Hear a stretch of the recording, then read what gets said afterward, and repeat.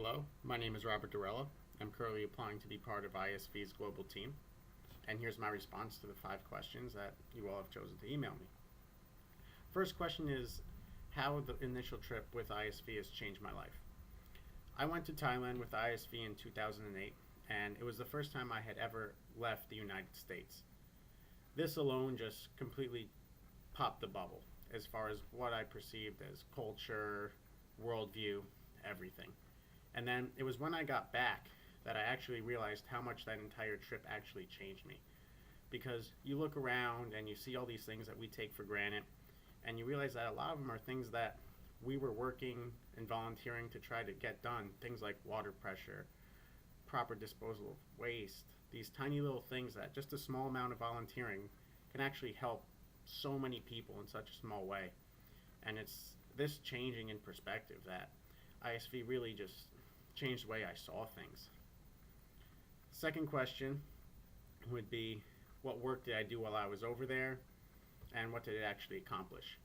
Now, in the majority of our work was done into 2 parts. First week we spent at an elephant reserve right outside of Chiang Mai. The second week we went about 2 hours north and we lived with the Karen tribe. When we were working with the elephant reserve, it was almost like a stepping stone before we did the trip with the Karen. Woke up every day, ate breakfast, and right away, doing chores. We were shoveling the elephant poop, all that fun stuff, making sure the elephants were taken care of, they were eating, bathing. Also, we did important things like basic horticulture, making sure we were planting elephant grass, just making sure that the camp itself was able to move forward. It wasn't just a small thing like we're here now, we're going to do what we can, but the steps that we took in helping them continued after we left. Now, after we did that, we went and we lived with the Karen tribe where I feel we did our most important work. 2 things happened when we were there. You either went and you taught some of the local students around the age between 8 and 12 how to speak basic English, which is a little difficult when that whole language barrier is there, but use simple things, colors, drawing on the blackboard, and that really helps just to kind of introduce the different languages, and it works both ways. You learn just as much from them as they do from you. The other thing we did while we were there was we actually created water pressure for the village, which was amazing because if you're ever in a village without or anywhere without water pressure, it's not fun. So what we did was we went up about a couple 100 yards to a spring that they had right outside the village. We terraced on down using just simple hose, shovels, dug out the ditch, and laid down PVC pipe. Now, in order to actually create the water pressure, we started with about a 2-inch PVC pipe, and as we went down the mountainside through the terrace, we shrunk it down until by the time it got to the village, it was about a 1-inch, which gave running water to the entire place, which in itself, they could still be using it now, and that's what's important. Third question is if speaking to a group of people interested in ISV, how would I describe to them the benefits? The most important thing with ISV is it really does take you, and you think you know who you are before you go, and you think you could handle all these things, but it puts you in this place where you're just entirely out of your element, and it introduces this whole new challenge to you.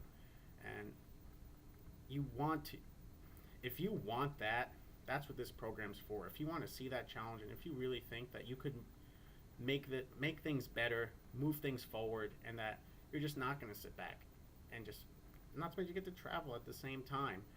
You're helping people, you're changing people's lives, you're seeing the world, and if that doesn't sell you on what this whole process is about, then that's what it is.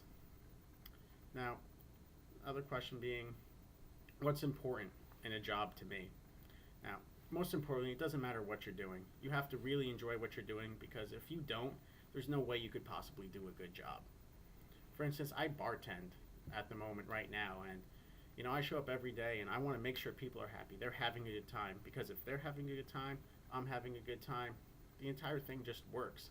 And if you show up and you're not enjoying yourself, and you're not, how are people supposed to look at you and see you as a role model, as anything? You have to be enjoying yourself, and if you're not, it's not worth it, and you really need to be finding something else, because you're never going to really be able to succeed unless you are enjoying yourself.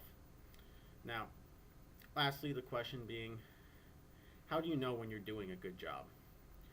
The way I see that you're doing a good job is when you get confidence from the other people that you're working with. Because everyone who tries likes to think they're doing good, they're doing a good job, but unless you're getting confidence from the other people you're working with, you don't know if you're doing a good job. And the only way that they're going to really trust you and give confidence and look to you for answers is if you are doing a good job. So it's from others and how they interact with you that you're really able to tell whether you're doing the right thing. Thank you very much. My name is Robert Darella. Thank you for listening.